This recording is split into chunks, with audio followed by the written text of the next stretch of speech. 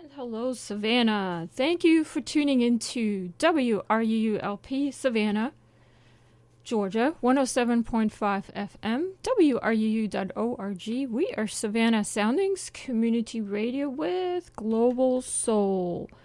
And you have just tuned into Real Estate Real Talk with Julia M. Spencer.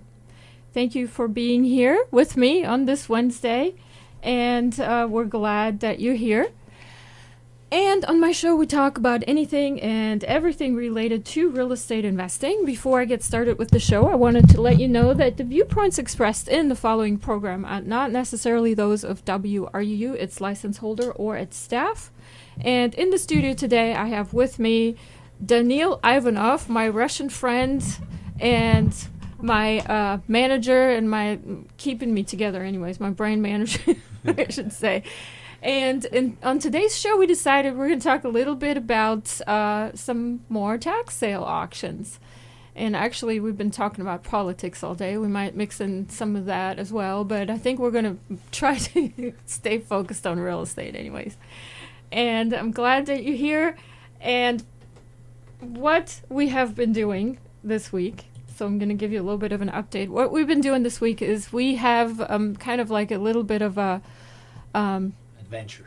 We had an adventure, yeah, and I've been kind of feeling sad because here in Chatham County, we've not had any tax sales since March. So ever since this pandemic started, obviously they've canceled every single tax sale. They're always been advertising, but they've never had any properties for sale, and they would cancel the auction at the very last moment, which is very aggravating because we put a lot of effort into researching what are good buys, and I have a lot of investors that are looking to also spread up some money so they can buy some properties. So, and I've been doing all this work, but in the very end, obviously we don't get any properties because they cancel the sale. So.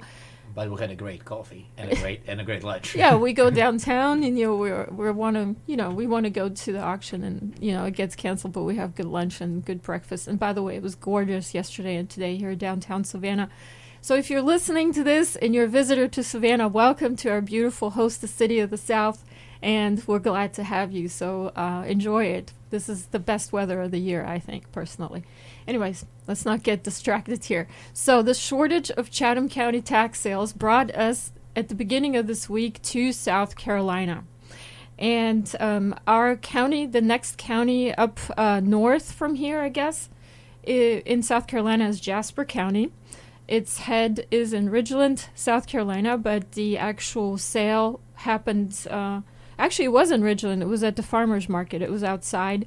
So we drove there on Monday morning. I hadn't pre-registered, but I wanted to give you a little bit of a rundown on how that auction went, what we ended up getting, how we got ourselves into trouble, and how we fixed the situation. But we're going to do that after a little bit of a break song. If you know me and my show here, that's what I do. I play stuff from my favorite playlists, get you entertained a little bit. Not just real estate, it's not just dry topics. And we're going to play some music, and then we're going to tell you all about how we screwed up our Monday, partially anyways, and how we saved the situation. So we'll be right back after this. Stay on and don't go anywhere. We'll be right back. And hello, I am back with Real Estate Real Talk. Thank you for tuning in. You're listening to WRUULP Savannah, Georgia, 107.5 FM. And on today's show, we're going to talk a little bit about our Jasper County tax sale adventure this last Monday. So a little bit of a background about South Carolina. They do their tax sales a little bit different. And if you listen to my show, I focus a little bit on auctions, on bank foreclosures, as well as tax sale foreclosures, and anything and everything in between. It could be treasury foreclosures. It could be HOA, condo association foreclosures, just anything and everything where you can get real estate for cheap prices below market because people have not paid their bills, basically. And that's kind of my angle on the whole real estate investing thing. Kind of came out of necessity because I obviously, wasn't qualifying to buy a lot of real estate in my youth. And I kind of figured out how to thrift shop for real estate. So this is what my show kind of focuses on a little bit. We do other stuff too, other topics. And if you've listened to my show And if you want to listen to past shows, you can also go to my YouTube channel and, of course, check out the other topics that I cover. But let's talk about Jasper County. So we went to the sale unprepared. Don't ever do this. In fact, I said that several times on Monday. Don't ever go to a tax sale unprepared. Lesson one. Well, I knew this lesson, but, I still make the same mistake because I'm lazy, basically. But, I mean, in my defense, I actually brought the list with me here to the studio, and we just counted. There was about 40 or 50 properties per page. And how many pages? 6 pages. We had about 240 on average. 240 240 properties. So there was 240 properties on the auction block. When we arrived, there was already a long line of people registering, and you can register right before the sale. You didn't have to pre-register. And not advice. Although they encouraged it. Yeah, you want to pre-register. The cost was $10 in cash or cashier's check, which we didn't have, so we had to go to an ATM. There is another lesson learned. If you have to pay a deposit or whatever, make sure you have that squared away before you go to the auction, so you don't have to run off and try to pay $3.50 to use somebody else's ATM because your bank isn't nearby anywhere. So we went back and we were standing in line. There was, what do you say, maybe like 100 people there or something? On average about 100 people, but also got to be careful with if you're late, some auctions will not let you through. Yeah, that's another thing. Yeah, if you got to run around and figure out your money or get some sort of ID, if you didn't bring it, they really closed down that registration line right at 10 o'clock. So if you didn't register, you don't get to go to the auction. So gladly, we were able to run to the ATM and get back before 10 o'clock. But it was, we were saved by the bell, basically. Yeah. And so we started looking down the list. Thank goodness Jasper County has a really good online system where you can look up the property cards. If you don't know what a property card is, check out my other YouTube videos on that. I have a YouTube channel, and basically it's just cards that used to be physical cards kept at the courthouses or at tax commissioners' offices where the basic information of any one tax property is written down. So is it improved or unimproved real estate? What's the size of the lot? Kind of like the sketch of the building, how many buildings, how many rooms, how many bathrooms, and sometimes there's a picture and the owner's name, the owner's address, things like that. So we were able to look at that and determine, basically just go down the list as they were crying the properties out for bid and determine what is the value of the property they're trying to auction off. And there was a lot of improved real estate and unimproved real estate, obviously. And the way we looked them up is by the tax or map number or property ID card number. It could be called a PIN. It could be called a tax map number. And you basically just type that into their system and pulls up the property card. And so very quickly we had to determine, okay, what is the starting bid? What is the actual, actually the starting bid was given to us at the auction. And I would say for all of these properties, now I'm looking at the list, the lowest was maybe like $100 for a property.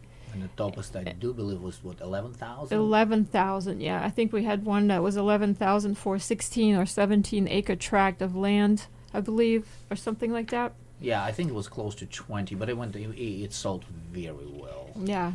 Some of these properties went for $100,000, over $100,000. And there's a lot of people who walked away with properties for $1,000, or even the average was about, I say maybe like 10, 15,000. Yeah, I'd say. I think that was the average if you calculate that 100 over 100. Yeah. And the lowest.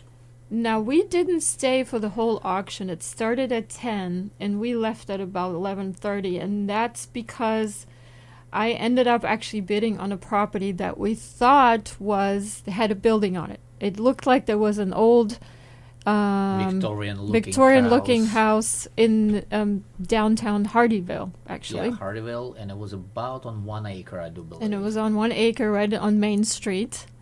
And I guess I won it. I'm still not sure if I won it or not, because I had my number up. There was a guy sitting right behind me, apparently, that was bidding as well. And we were both kind of going against each other. And I don't know if I was the last one to pull down my number or if he did. And the person in front that was repeating whoever won the bid was kind of mumbling.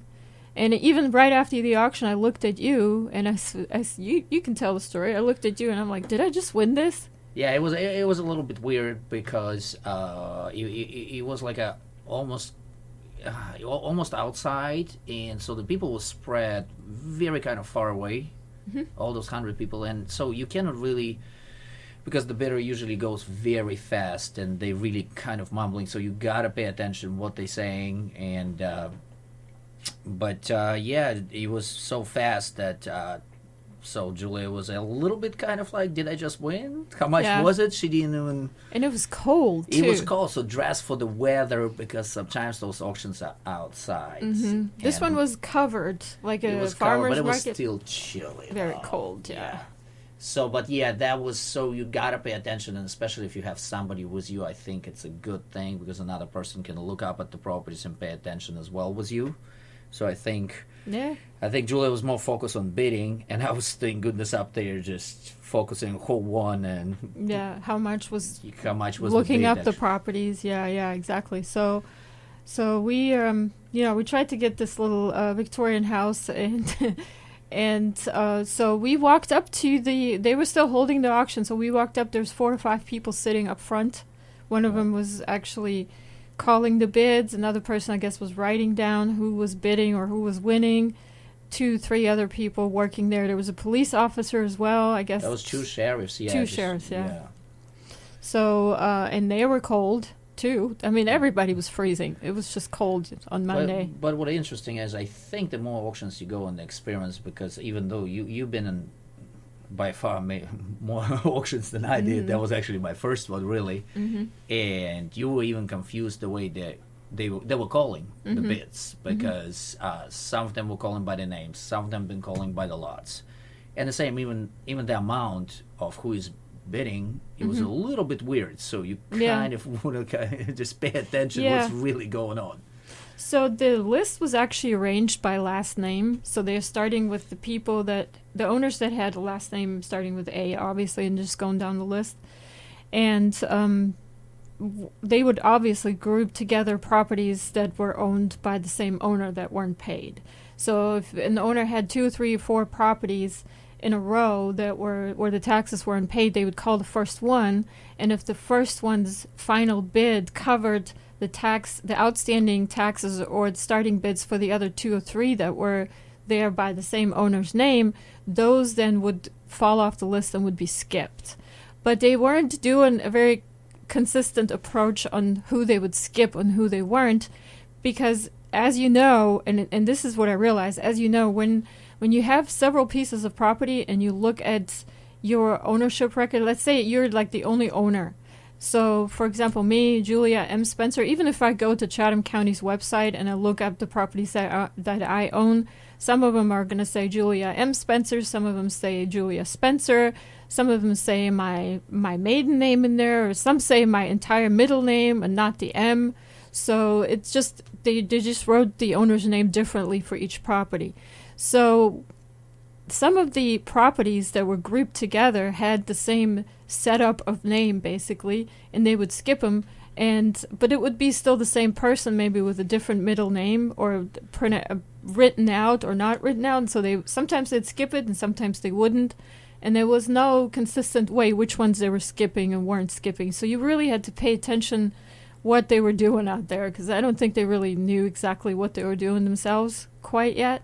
And you even mentioned to me, that's kind of unorganized. And I looked at you and I said, yeah, but can you believe that some of these auctions are even more unorganized than this? This was just an example of a medium organization, I guess, right here, our neighbor to the north. I definitely agree with you on the paying attention, because you literally got to go down the list, because when they say we're going to skip next 3, sometimes they don't skip next 3, they skip next 2, and they still continue the bid on something which, even if you win, that property is off the list. And you may miss something good, I mean, there's, for example, I'm looking down the list, there's one for a Dorothy Coulter, and it has 4 properties that are stated as Coulter Dorothy M, and then there's one below that has a Coulter, Michael, and Dorothy. So do they skip that one or not? I don't, probably they wouldn't skip it because now there's two owners on the same property.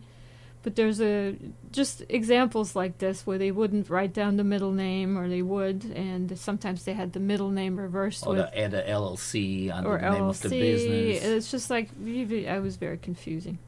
So, but the worst confusing thing I think was that because we kind of wanted sure they did win the property and how much it was. Yeah, exactly. And we didn't want to stay until 4 p.m. Yeah, exactly. So, here, I see one that has actually the middle name as abbreviated, and in other properties not abbreviated. So, anyway, so we won this property. We walked up front to all those officials sitting there, and we asked them, hey, did we just win? And if we did, can you tell us the exact amount? And because you got to go to the bank. Yeah, we gotta go the to auction the bank. is over at 4, and they give you time until 5 p.m. Mm-hmm. And obviously, we're in a different state. Our bank wasn't even in that state. Yeah, we have to go back to Georgia, Savannah, and get a cashier's check, because that's the only form of payment, cash or a cashier's check. Yeah, which obviously nobody walks around with cash when you buy over $100,000 properties. Yeah, exactly. And what interesting was we wanted to know how much it was, and did we actually win, so we can go to the bank and get that cashier's check. And again, this is where disorganization came from that auction, because the lady who's supposed to answer that and give you a receipt, and at least you got to have something what you win. You cannot just go and we didn't even know who to write the check to. Yeah, exactly. And they couldn't even give us that information. All they said, all the questions would be asked after the auction is over. Which was at 4 o'clock. And then you had to make payment by 5. So you basically just running around all day. So it was, they didn't really think that through very well. I think the organization was fairly disorganized. Yeah, because out of the 100 people, not everybody sat up there until 4 o'clock. Some people only came with X amount of money, and once they spend it, what's the point to continue sitting up there when you cannot buy anything? Mm-hmm.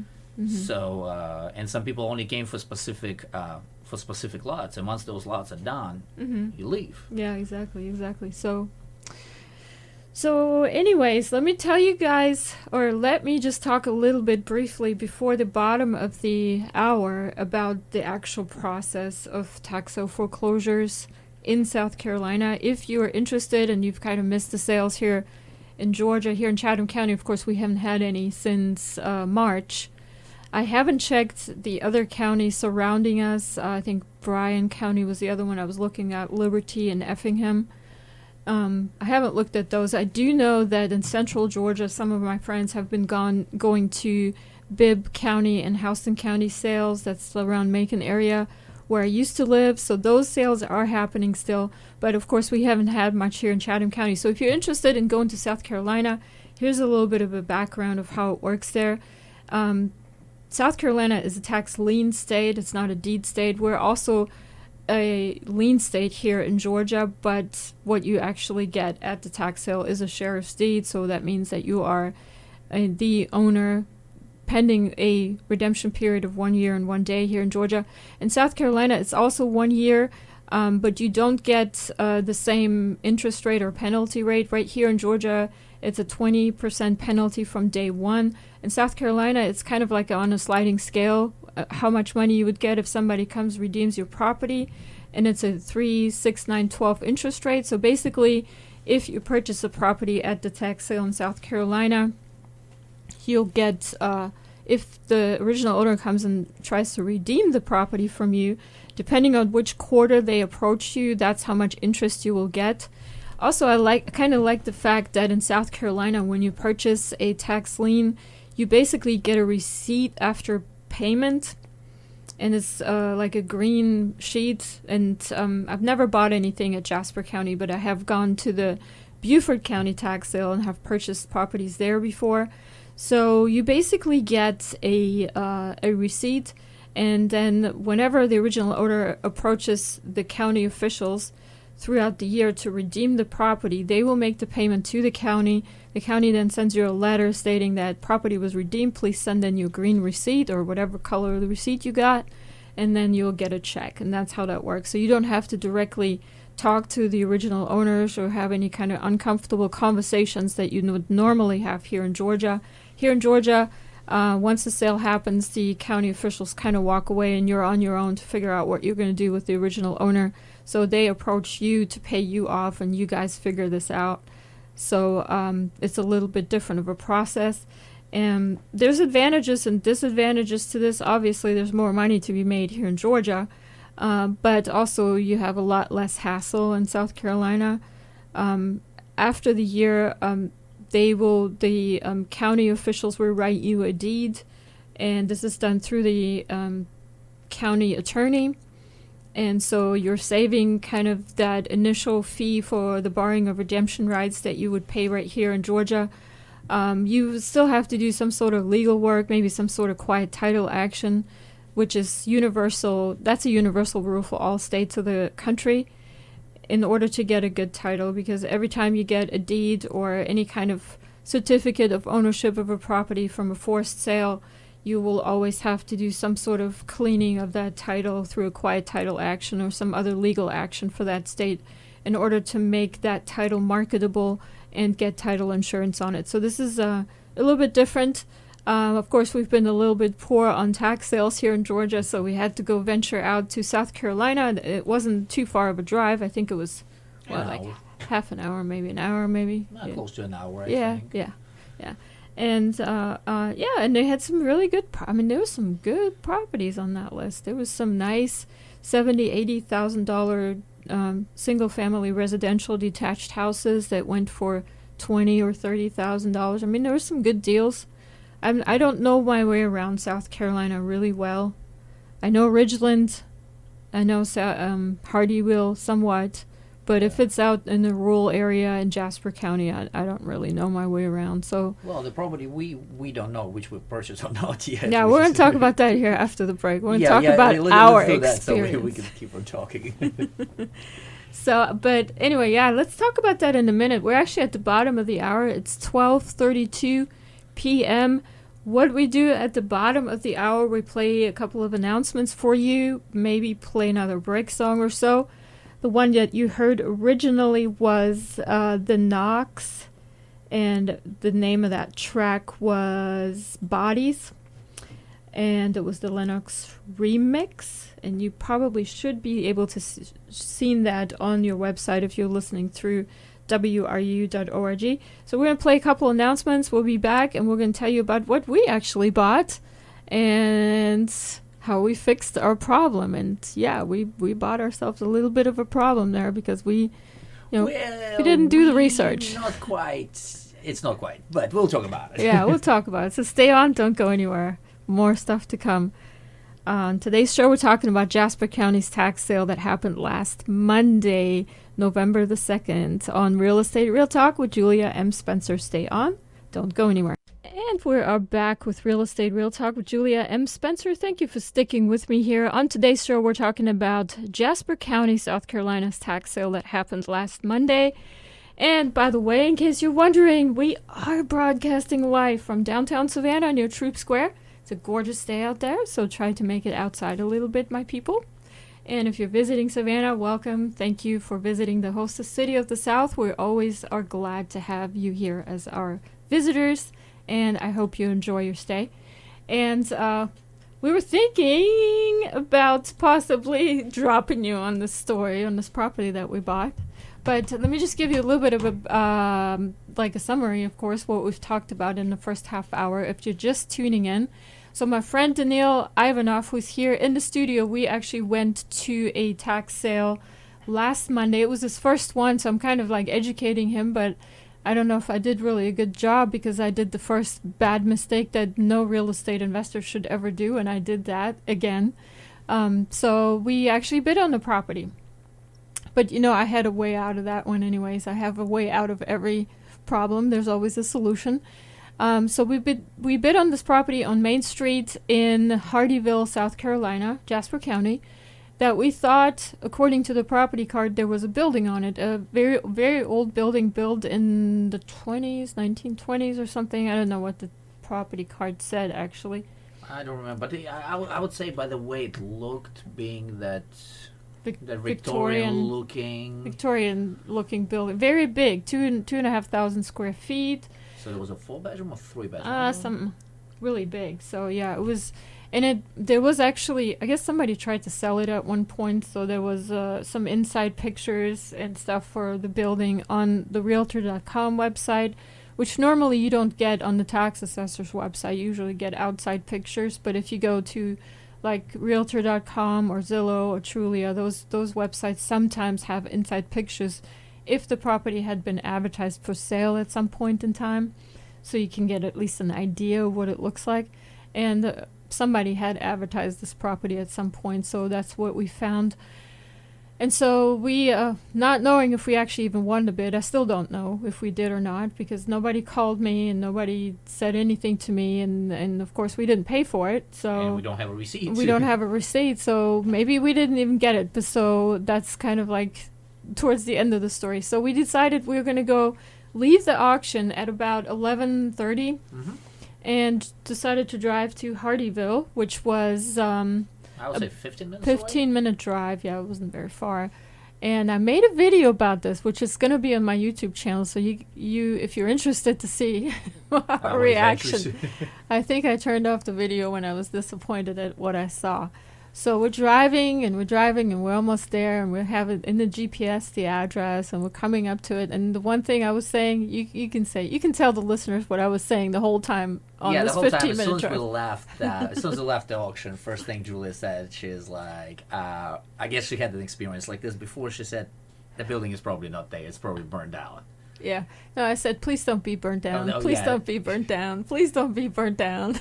and I try to be positive, because I try to keep her, but she's more realistic. I'm more optimistic kind of thing. So the worst thing that you can do is buy a property with a building that's burnt down in the middle of the city where everybody can look at it on Main Street. This is a property that was on Main Street. Yeah, and the funny thing, literally less than 100 yards from the property, there's a fire station. So we don't know how it burned down. And you even said, he's like, oh, there's a fire station. That's a good sign. But that didn't help us. So you tell them what we found. Yeah, so we of course were looking at the mailboxes, and the property was, I do believe, 110 Main Street or something. Something like that. Yeah, so we're looking at 18, and then of course we're coming to that. We videotaping it, and of course we're coming to this empty lot. And big so empty lot, 1 acre. 1 acre, yeah. And we were disappointed, but it was we really wanted to have a building on it.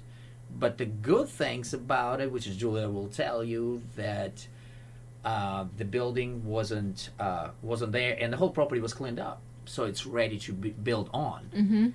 And if you have that building which is not secured, or might be, halfway destroyed, then the city can come after you, and you got to pay different fees or pay to remove the building, which was, on the positive note, that was already cleaned up and ready to go. That's what I'm thinking. Yeah. So I mean, it's ready to be built on, but obviously it's but we wanted the building. Very empty lot that we bought for. And I think we paid a decent price. I guess I can share how much the actual final bid was. It was 18,000. Yep. And the actual lot, it was 1 acre in middle of the city of Hardyville, or town, I guess you could say. Which was about, I would say, maybe 20 minutes away from Hilton Head. Yeah, it's not too far. I mean, Hardyville's kind of halfway between Savannah and Ridgeland, so it's like on the way. It's off the interstate there. And it's a cute little town. The downtown looks like that small southern. So it does have its charm. Yeah. But if the building would be there, it would be more charming. Nice, yeah. The thing is that both the property card and Zillow and Trulia all estimated the value of the actual 1 acre lot as more than what I paid. So even the land itself was worth more than what I would have paid, because I didn't have a receipt. So the property was appraised on tax assessor's site as $37,500, just the land, and I believe Zillow and Trulia both appraised it at $50,000 for the lot. It's a 1 acre lot, so it's a very large lot.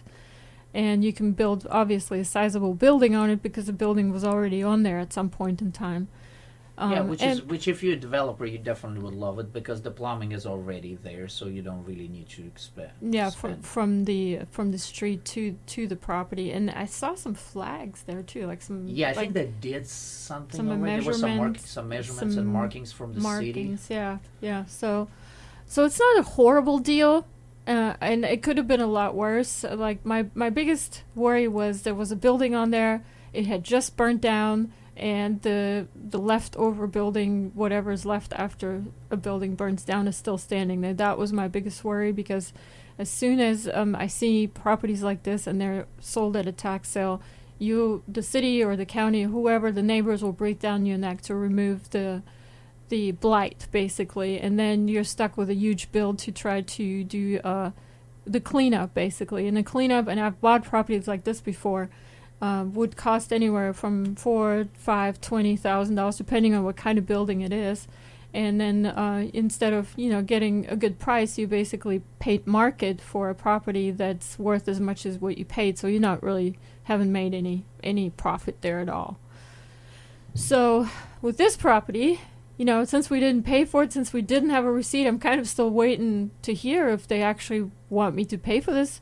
And if I don't hear anything, I guess I'm assuming I didn't win it anyway. So we're kind of like in no man's land on what the status is on this. Yeah, but you might want to let the listeners know that if you do not pay, and when you walked in an auction, if let's say you win the bid and you do not pay, or if you don't have the money, or you decide to just skip on your bid, that they're letting you know that there might be a fee, which you will a default to pay. Fee. Yeah. So that's something, be prepared. You cannot just bid and just walk away. Yeah. So you might be liable for some kind of small payment. Yep. Obviously not. And the paperwork that we got says that on the paperwork, as well as on their website, that if you don't pay for your bid, you're liable up to $300. So, lesson learned. I may have to pay $300, which I'll pay because I'll take responsibility for my actions. But I'd rather pay $300 than have to deal $18,000 and have to, obviously figure out how I make a profit out of this. So, lesson learned there.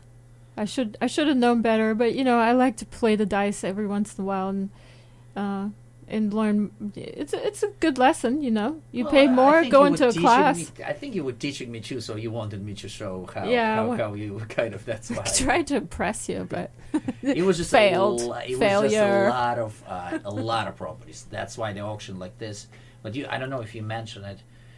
But we mentioned there was about 240 properties, but the reason why it was so big because that was only once a year auction, correct? Yep, it's only once a year. So that's why you probably will have more time to get prepared.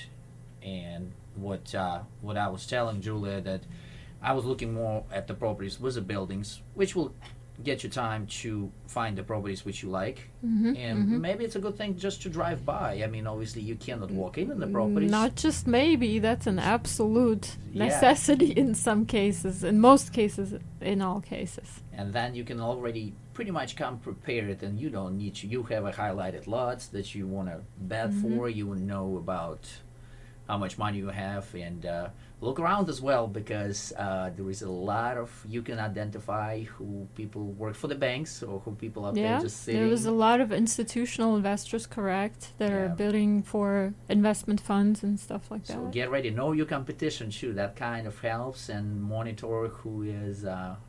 You can identify definitely people who work for the banks, and identify people who really don't know what they're doing or.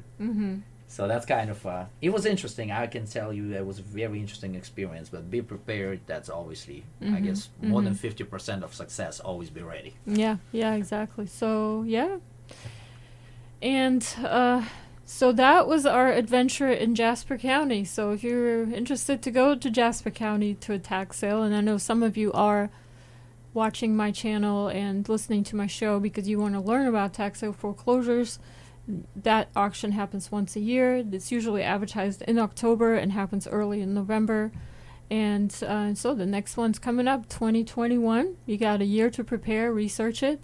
And I have to say that the other auction that I went to in South Carolina, in Beaufort County, was kind of ran the same way, although it was inside a building last year in 2019. I didn't catch the one this year. I actually don't even know if they had one this year. And the process is sort of the same.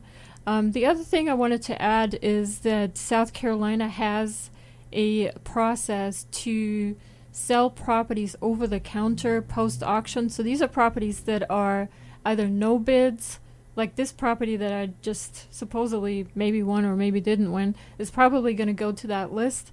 Also properties that are no bids and people haven't paid go on that list. It's an over-the-counter list. So within a month or so, you probably would have to call the tax commissioners and tax assessors and ask them, can I see the newest over-the-counter list? So you'll be able to actually walk into there and purchase properties over the counter, whatever's left over. So another strategy of us was to possibly just wait, not pay for this property that we supposedly won, pay the penalty, and then maybe in a month or two when it's on that over-the-counter list, go into the office and purchase that same property for the outstanding. For what they were looking for. Yeah, for the originally. outstanding taxes, basically, without the overage, without this extra upbid, because I think the starting bid was like, what, $2,000 or something? Yeah, close to 2,000, I think. Yeah, so we can actually buy the same $18,000 property for $2,000 after paying our penalty. Now, they might exclude me from all future sales. I won't be too heartbroken, but you know, that is my skin in the game. That's not your stomping ground. What so. No, that's not my stomping ground. Chatham County is. But my investors in California always said that whenever you have to pay a penalty, that's your collateral damage. You account for that ahead of time as part of your investing costs. So I like that other phrase one of your investors saying, it's not what you are. It's not what you buy, it's what you don't buy is what matters at these auctions. So here we go. Good lesson to be learned. So we're almost at the top of the hour. We got about 7 more minutes or so. I don't have any more announcements. I am glad that you're listening, though, to us, WRUU. I wanted to let you all know that the viewpoints expressed in this preceding program were not necessarily those of WRUU, its license holder, or its staff. And if you want to hear the show later on, it will be published on the WRUU.org website. Also on the YouTube channel, my YouTube channel, easy to find, Julia M. Spencer. All videos are free to watch for your information. I'm not going to sell you anything. And obviously, we're very glad that you have tuned in.